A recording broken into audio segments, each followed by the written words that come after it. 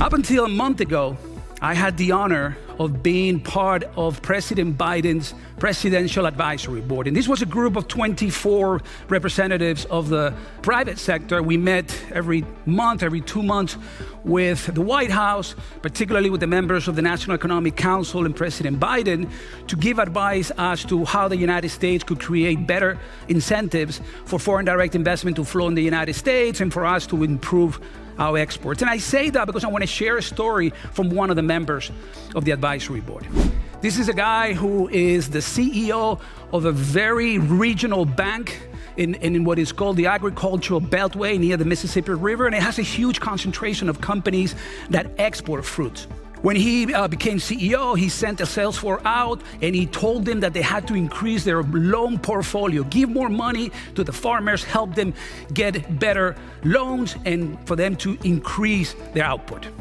Of course, as good bankers, they did their due diligence. They looked at letters of credit, they looked at the management teams, they looked at feasibility studies. They didn't look at climate change as a factor. According to the founder and CEO of the bank, he says, we didn't take into consideration the climate risk.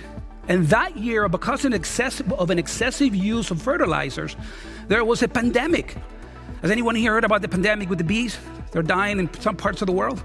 That year, in the Mississippi River, millions and millions of hives just died. And that year, there was no pollination. If there's no pollination, there are no flowers. If there are no flowers, then you can't get any fruit. And if you can't get any fruit, you can't pay your loans. And the bank was at the brink, like inches from disappearing. The federal government had to step in to save the bank because it did not take into consideration the climate risk. That's on the good side and on the bad side. It makes perfect economic sense to be green.